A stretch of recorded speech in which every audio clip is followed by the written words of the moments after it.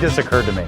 So every time we come out and do this segment, our guests can't hear the music. They can't hear the music. And so we're like, we're grooving, and they're like, what? Why are they just dancing and pointing their next to a bunch of weirdos. Yeah. Great. I think she already knew that part. Yeah, no, that's true. That's a good point. Good morning and welcome back. I'm Jen Dalton. And I'm Bob Herzog. Thanks for being here on ARC Cincinnati. One person's trash, another person's treasure. Yeah, a buddy comedy about garbage collectors is on stage at the fabulous Ensemble Theatre. Here to chat about the Garbologists is actor Tori Wiggins, who plays Marlo in the play. Good morning. Good morning. Thanks for coming in during this week. You guys opened this week, right? We opened today. Oh, you opened today? So, Yes. oh my gosh, on opening day, you're here in Gracie. How did you get suckered into this on opening day?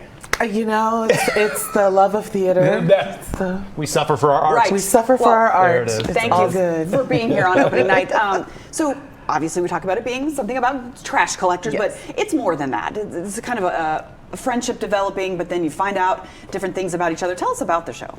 Yeah, I mean, one person's trash is another person's treasure is kind of a good theme. It's two people, very different walks of life, and they have their first day on the job together. I play Marlo. It's my first day as a sanitation worker, and Nathan Noor plays Danny, who he's been on the job for like 9 years, and really just things start to unfold and uncover about each other, and we do form a bit of a relationship. I won't give too much away about that, but it really is a really great inside look as to something that you see people do every day, but you have no idea the ins and outs of who these people are and how their jobs affect their lives and how their lives affect their jobs. I think one of the things that is most fascinating to be is when you come to a show like this and it's about two garbage collectors, maybe you instinctively think, well, their backgrounds must be similar. They both ended up in this job. And that could not be less true about these two characters, right? Right. Yeah, so tell me to the point you can, a little bit about the backgrounds of the two characters. Yeah, so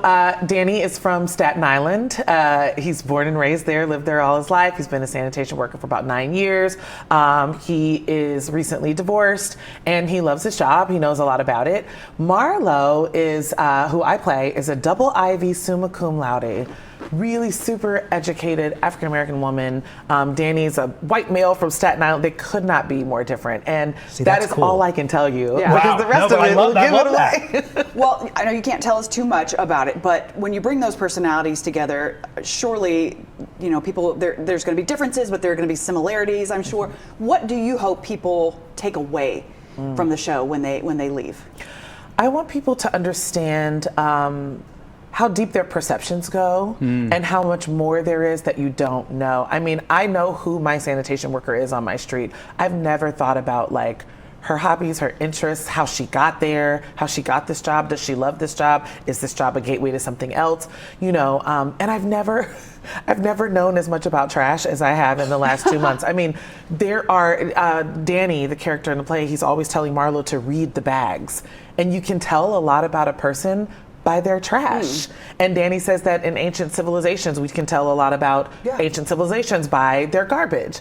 And so I never thought about what your trash says about you. Yeah. And so just the idea of being open to exploring some perceptions that you think you have and learning more about that and learning more about the people who are involved in that. Love that. Just as a performer outside of the character, when you're on stage with just one other person, an entire show, there is a level of trust that really has to be there. That's true. What was it like sort of developing that in this process?